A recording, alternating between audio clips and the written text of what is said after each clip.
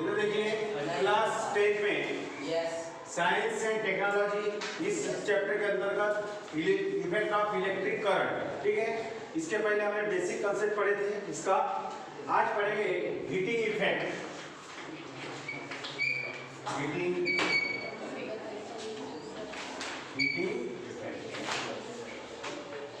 ठीक है। Heating effect में क्या होता है, हमने आपको ये बताए थे कि कोई भी मेटल जो होता है उस मेटल्स के अंदर में फ्री इलेक्ट्रॉन होते हैं, ठीक है। जब भी वहां पे पोटेंशियल डिफरेंस क्रिएट होगा, ठीक है, तो एक लाइन में वो फ्री इलेक्ट्रॉन दौड़ेंगे। तो दौड़ते समय वो वहां पर जो स्थित एटम्स रहेंगे उसको वो टकराएंगे, ठीक है। और टकराने के बाद उन इलेक्ट्रॉन की जो काइनेटिक एनर्जी है वो कहाँ जाएगी, वो एटम्स में, और जिसके कारण एक करंट सप्लाई होता है, रेजिस्टेंस निर्माण होगा, obstruction flow of the current, ठीक है। तो रेजिस्टेंस निर्माण होगा तो वो तार क्या होगी, गर्म होगी। ये बल्ब जल रहा है, ट्यूबलाइट जल रही ना, तो ये जल रहा है, मतलब हीट हो रहा है। अपने घर में इलेक्ट्रिक प्रेस वगैरह जो है, इसका ये क्यों गर्म होती है, वो हीटिंग इफेक्ट के कारण, ठीक है। तो इसमें द क्वांटिटी ऑफ हीट, इसमें एक स्टेटमेंट लिखते हैं पहले, क्वांटिटी ऑफ हीट कैसे दर्शाए उसको, एच से, ठीक है। In conductor, quantity of heat in a conductor of resistance, in a conductor of resistance, resistance का क्या है, R, कैपिटल R, ठीक है। Resistance R when current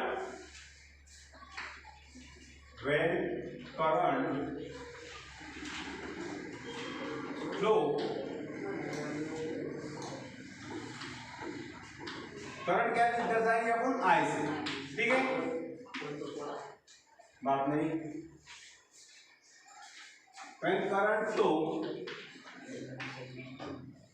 through it in unit time, for particular time भी बोल सकते हो उसको, ठीक है। फॉर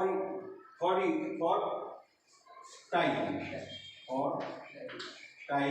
क्या, टी, ठीक है। स्मॉल, समझ में आ गई बात, ठीक है। ये जो होता है is directly proportional to square of current. ये कैसे रहता है, directly proportional square of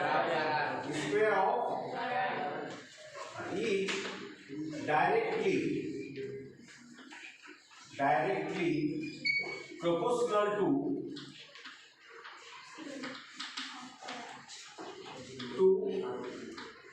square of electric current। Square of electric current, इसको ब्रैकेट में हम I स्क्वायर लिख सकते हैं, ठीक है। और किससे डायरेक्ट प्रोपोर्शनल होता है, इलेक्ट्रिक करंट से, स्क्वायर ऑफ इलेक्ट्रिक करंट, ठीक है। और रेजिस्टेंस एंड टाइम, ठीक है। एंड टाइम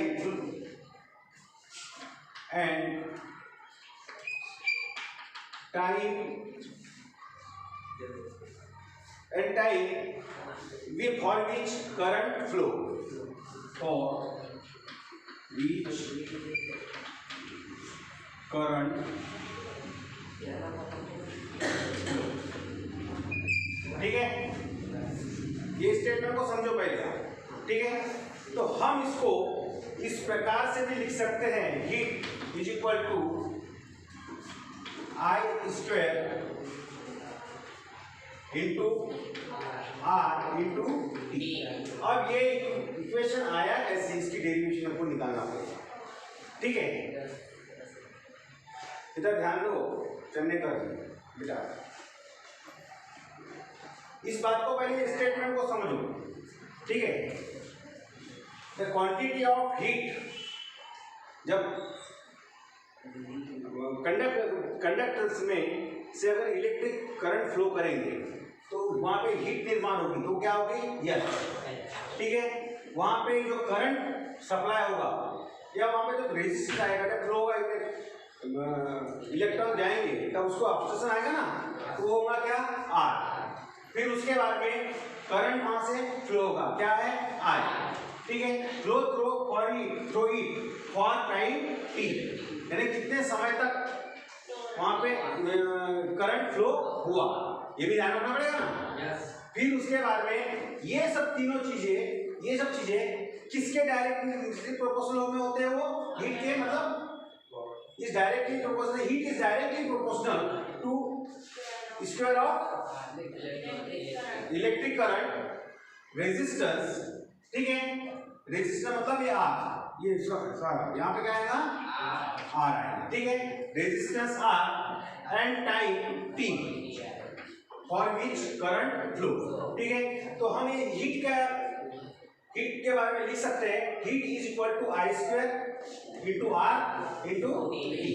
ठीक है, अब ये जो फॉर्मूला है, ये फॉर्मूला को डिराइव करना है। ठीक है, क्या करना है, इसको, इसकी डेरिवेशन करना है। ठीक है, इसकी डेरिवेशन करने के लिए यहां पर एक बात बताता हूं,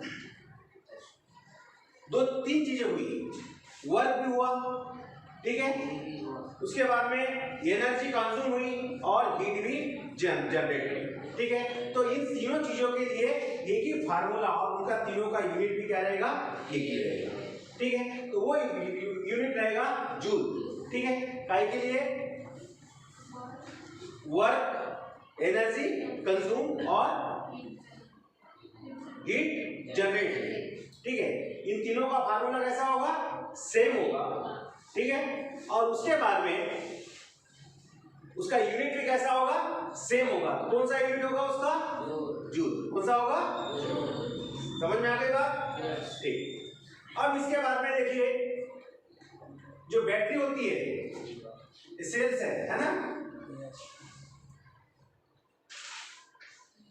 सेल है मान के चलो भाई, अपने को मालूम है यहाँ पे पॉजिटिव ऊपर में पॉजिटिव है ना, पॉजिटिव होते हैं कि नहीं, और नीचे में निगेटिव होते हैं। ठीक है, निगेटिव एंड, ठीक है, निगेटिव एंड हो गया, तो इन दोनों में क्या होगा, पोटेंशियल डिफरेंस, तभी करंट फ्लो। ठीक है, सही बात है कि बैटरी में पोटेंशियल डिफरेंस यदि आता है तभी करंट फ्लो। ध्यान रखो, अगर आप ध्यान दोगे इसमें तो आपको समझ में बिल्कुल आ जाएगा और आप इजीली इसके ऊपर के जो भी क्वेश्चन यदि एग्जाम से पूछे जाएंगे आप इजीली सॉल्व कर सकते हैं। ठीक है, अब इसके बाद में पोटेंशियल डिफरेंस, ऊपर वाले को मिटा दो थोड़ा सा, इसको मिटा,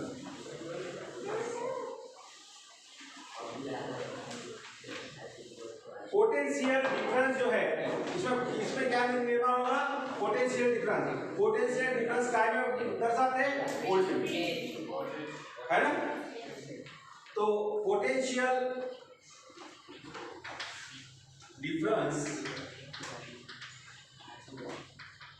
is equal to, sorry, V, है ना, या ऐसा ना करते होती भी, V is equal to work upon charge, ऐसा भी लिख सकते हैं ना। V is equal to work upon charge, तो अपने को मालूम है W अपॉन Q आएगा, W अपॉन Q आएगा। ठीक है, अब इसके बाद में हम इसको इस प्रकार से भी लिख सकते हैं, W is equal to V into Q, लिख सकते हैं ना। W इज इक्वल टू, कैसे लिखे, क्योंकि ये इधर क्रॉस मल्टीप्लिकेशन हो जाएगा, W की वैल्यू निकल जाएगी, W बराबर V इंटू Q। ठीक है, समझ में आ गई यहाँ तक बात? ठीक है। अब इसके बाद में इलेक्ट्रिकल पावर देख लेते हैं, इसको नोट कर लो भी ये फॉर्मूला। अब देखते हैं इलेक्ट्रिकल पावर,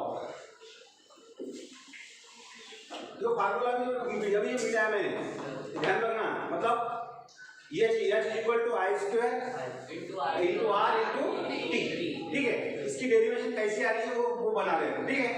अब इसमें देखिए P is equal to power, power मतलब इलेक्ट्रिकल, हाँ इलेक्ट्रिकल पावर, ठीक है। इलेक्ट्रिकल पावर इसका फार्मूला आएगा एनर्जी अपॉन टाइम। जब पावर जाएगी तो एनर्जी कंज्यूम हुई ना, ठीक है, उसमें क्या एनर्जी हुई, इलेक्ट्रिकल एनर्जी इज कंज्यूम पर टाइम। अरे तुम ध्यान दो ना बेटा, कैसे करो, एनर्जी अपॉन टाइम, ठीक है, एनर्जी अपॉन टाइम, ठीक है। तो एनर्जी मतलब W, एनर्जी मतलब W, ठीक है। एनर्जी मतलब क्या होता है W अपॉन T, ठीक है। तो हमने इसके पहले W इक्वल टू क्या निकाले थे, QR, सॉरी V क्यू निकाले थे ना, तो यहाँ पे वैल्यू पुटअप कर देंगे V into Q upon T। लेकिन हमने इसके पहले वाले पीरियड में हम आपको बताए थे करंट मतलब I is equal to Q upon T, आगे इतना भाग निकाल लिया अपन ने, मतलब देयरफॉर यहाँ पे लिख सकते हैं I is equal to Q upon T। तो हम लोग W बराबर लिख सकते, सॉरी P बराबर लिख सकते हैं, क्या लिख सकते हैं अपन, V है ना, V to I,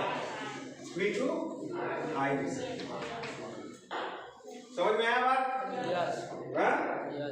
V into P equal to V into I, यहाँ तक समझ में आ गया? अब देखिए हीट बराबर P into power to time, power into time, ये कहां से आया, हीट तभी हुआ जब पावर मतलब एनर्जी जो कंज्यूम हुई है ना, उसको समय लगा, ये फार्मूला है, समझ में आया था, ठीक है। अब उसके बाद में अपने को मालूम है P की वैल्यू क्या निकली है, P निकाले अपन ने V into I into P निकला। Heat is equal to heat यानी H इज इक्वल टू क्या आ गया, V into I into T आ गया, ठीक है। अब इसके बाद में V is equal to V I R, ठीक है। लेकिन अपने को एक बात ध्यान रखो, ओम्स लॉ 9th क्लास में पढ़े होंगे आप, ठीक है। 9th क्लास में ओम्स लॉ में V is equal to I R, यहाँ का होगा therefore V is equal to I R, आता है। तो अब ये यहाँ पे V की वैल्यू पुटअप करेंगे, ठीक है, यहाँ पे किसकी वैल्यू पुटअप करेंगे, V की। तो I R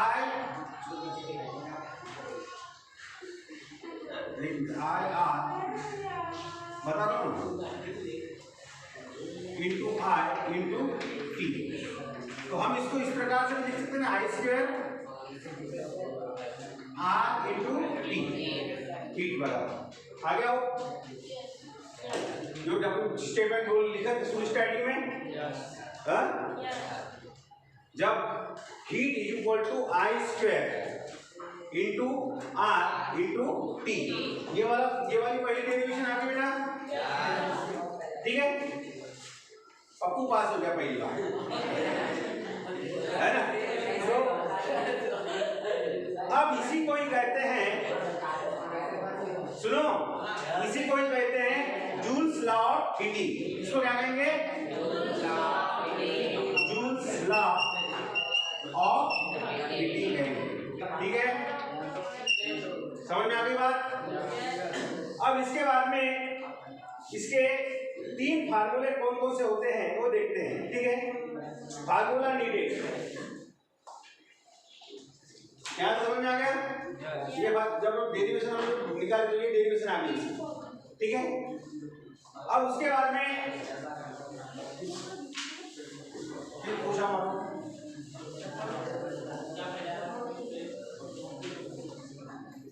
अब फार्मूला नीडेड अपने को कौन कौन से फार्मूले की आवश्यकता है इस चैप्टर में, ध्यान दें अपने को इस चैप्टर में कौन कौन से फार्मूले की आवश्यकता है जिसके कारण हम इसके न्यूमेरिकल सॉल्व कर सकते हैं, ठीक है। न्यूमेरिकल सॉल्व करने के लिए हमको वो फार्मूले चाहिए हीट के और पावर के, ठीक है। कौन कौन से फार्मूले चाहिए? हीट और पावर, ठीक है। तो formula needed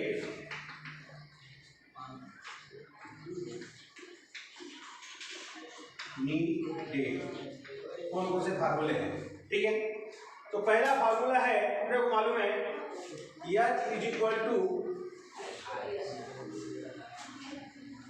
V into I T, निकाल देंगे नहीं V इंटू आई टी, जब अपने डेरिवेटिव ये जब निकाले थे तब आया था ना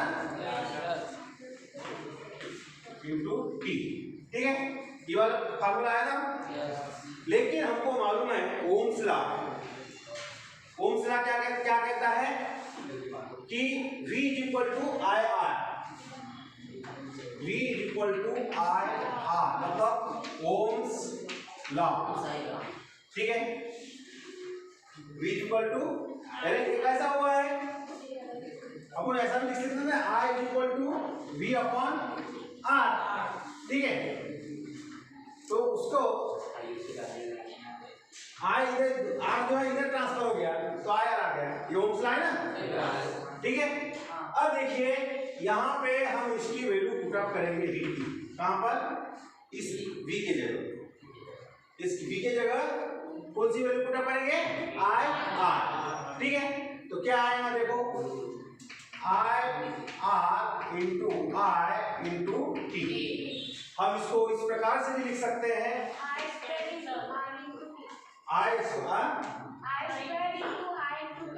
इंटू R इंटू, ठीक है। ये जो है इस प्रकार से लिख सकते हैं अपन, ये जो इसको ये वाला पहला फार्मूला है, ठीक है। हाँ ये इसकी डेरिवेटिव्स आ गई, ठीक है। अब इसके बाद में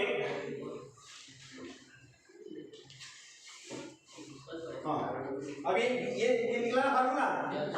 अब यहाँ पे दूसरे फार्मूले इसके लिए heat is equal to V upon R, ये स्क्वायर यहाँ पे पुट अप करेंगे, ये वाली वैल्यू है ना, ये वाली वैल्यू यहाँ पे पुट अप करेंगे, ठीक है। इंटू R इंटू T, समझ में आ गई बात? तो हम इसमें ये स्क्वायर है, ये स्क्वायर है ना, तो ये का यहाँ से माइनस हो जाएगा, ये कट हो जाएगा, ठीक है। तो बचा फार्मूला क्या उसके अंदर में H is equal to V into upon R into T, बचेगा? आया फार्मूला ये? हाँ आ गया ना? अरे V स्क्वायर आएगा, यहाँ V स्क्वायर का स्क्वायर रहेगा, ठीक है। V square into T into R, तो इट इज द हीट का ये सेकंड फार्मूला हो गया। कौन सा फार्मूला हो गया? थर्ड हो गया, थर्ड। और सेकंड वाला जो है वो स्क्वायर वाला ये सेकंड, ठीक है। तो एक बात ध्यान में रखें, आप पहले याद कर लो ये तीनों फार्मूले, H is equal to V into I into T, ठीक है, पहला फार्मूला। उसके बाद में सेकंड फार्मूला जो है H is equal to I square into R into T। Third formula है H is equal to V square into T upon R, ठीक है। ये तुम्हारे हीट के तीनों फार्मूले याद रखो, क्योंकि ये आपको न्यूमेरिकल सॉल्व करने में मदद करेंगे।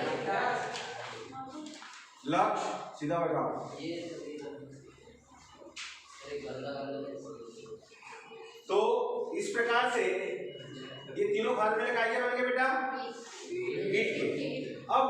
प्रकार से इसके फार्मूले अपन पावर के देखेंगे। किसके देखेंगे? पावर।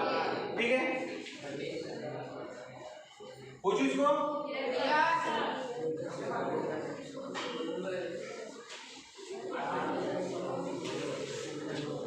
समझ हो गया क्या? कितना है? अब देखिए अब हीट के फार्मूले तो heat is equal to P into T, देखे थे हमने इसका पहले? ठीक है, अब इसमें भी वही फार्मूला, वैसे ही फार्मूले फिट करना है अपने को। तो और इसका जो यूनिट जो होगा P is equal to heat upon क्या आता है? Heat into upon time. ठीक है, अब इसका जो यूनिट जो है वो यूनिट होगी वाट। मतलब इसको कैसा करेंगे? इस हीट का यूनिट हो गया जूल, टाइम का यूनिट हो गया second, joule per second, that is called, या इसको क्या बोलेंगे? पावर को वाट कहेंगे। इसका यूनिट क्या होगा? Watt. 1 joule per second is equal to 1 watt. ठीक है, 1 joule per second is equal to watt. समझ में आ गई बात? अब इसके बाद देखिए P इज इक्वल टू क्या क्या आ रहा है?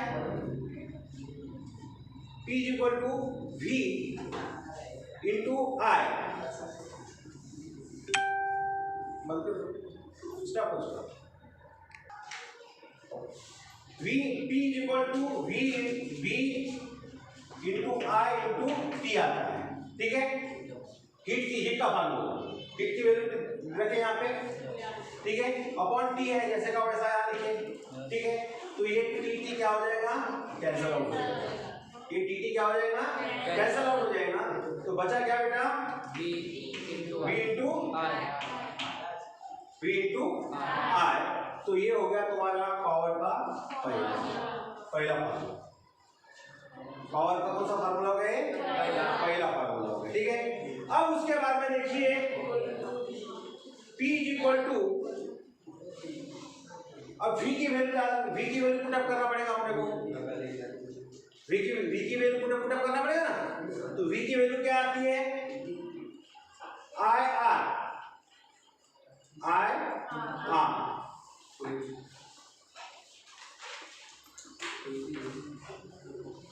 P is equal to I square R into T upon T। ठीक है, तो V की वैल्यू डालें ना अपने यहाँ पे। हाँ, V की वैल्यू डालें, V की वैल्यू डालें ना, तो ये T क्या हो जाएगा? कैंसिल हो जाएगा। तो P इज इक्वल टू क्या बच गया? I square R, that is the second formula of power. ठीक है, ये कौन सा फार्मूला होगा? Second formula. ठीक है, अब उसके बाद में थर्ड फार्मूले के लिए थर्ड फार्मूला जो होगा इसका P is equal to V square upon R, और इसमें भी T रहेगा इंटू अपॉन T, तो ये T कैंसिल हो जाएगा। तो थर्ड फार्मूला क्या होगा इसका? V square upon R, that is third formula. ठीक है, समझ में आ गई बात? तो ये पावर के भी तीनों फार्मूले याद रखो। पहला फार्मूला, ये दूसरा फार्मूला और ये तीसरा फार्मूला। ठीक है, तो इस प्रकार से अब देखिए पावर के। अब तुमने एक चीज और देखे होंगे अपने घर में, तुम्हारे यहाँ मीटर होता है, इलेक्ट्रिक मीटर होता है। हाँ, लिख रहे हो क्या? बंद करो, स्टॉप कर दो। आपके घर में मीटर है, लाइट का मीटर है ना। अब वो मीटर क्यों है भाई तुम्हारे घर में? लाइट के लिए। हाँ, तुम्हारे बिल बताने के लिए, मतलब कितना यूनिट जला, हाँ कितना यूनिट जला ये देखने के लिए, मतलब मीटर है आपके यहाँ, वहां पे लिखा रहता है kWh। क्या लिखा रहता है, लिखे क्या आपने, है ना? तो ये kWh क्या है, ठीक है, यानी kWh क्या है ये हम पढ़ेंगे अभी। आपको ये मालूम है तो एनर्जी कंज्यूम, वहां पे क्या होती है, इलेक्ट्रिकल एनर्जी कंज्यूम होती है ना। तो इलेक्ट्रिकल एनर्जी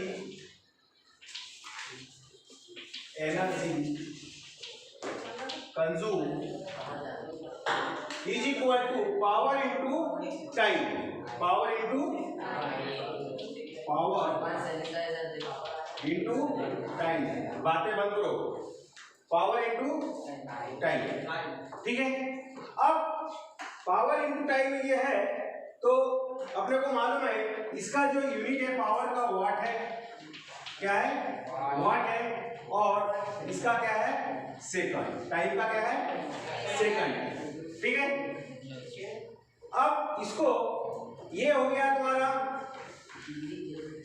पावर का, ठीक है, लेकिन ये छोटे लेवल का हो गया, सेकंड वाला काम हो गया, और इसको यदि हॉर्स में यदि कन्वर्ट करना है, इसको काय में कन्वर्ट करना है, हॉर्स में, मतलब एनर्जी बिगर यूनिट, बड़े यूनिट में, ठीक है।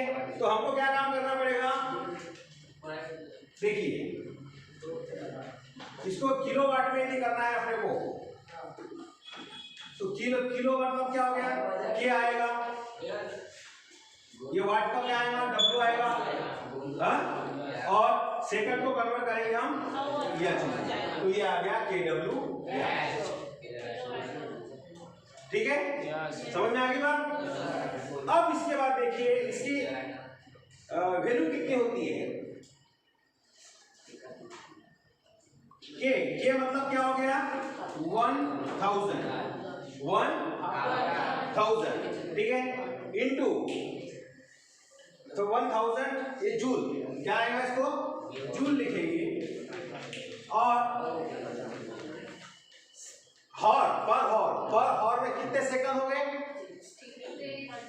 3600, है ना, 3600, ठीक है। अब इसको ये दिख रहा है बेटा, क्या बेटा दिख रहा है, हाँ दिख रहा है, ठीक है, दिख रहा है। अब इसको मल्टीप्लाई कर देंगे तो कितना आएगा, 36 लाख, ठीक है, 36 लाख आ जाएगा। तो हम इसको इस प्रकार से भी लिख सकते हैं, kWh is equal to kWh 3.6 into 10⁻6, ये कैसा है, तो 10⁻6, हाँ, अब जे लगेगा तो ये जूल्स लगेगा ना, ये जूल्स में है ना,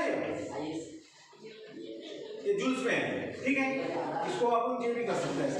अब ये कैसा है, गणित वाले हो आप,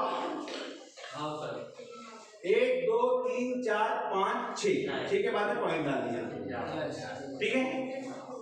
तो इस प्रकार से ये हो गया तुम्हारा kWh 1 यूनिट, ठीक है। अपने बिल में आता है ना कितना यूनिट जला, 4 यूनिट जला, 5 यूनिट जला, उसके हिसाब से हमको बिल आते हैं, तो ये अपने को क्या आ गया, यूनिट। समझ में आ गई बात, किसी को कोई प्रॉब्लम है, ठीक है, प्रॉब्लम देखेंगे तुम्हारे बुक्स के, हो गए।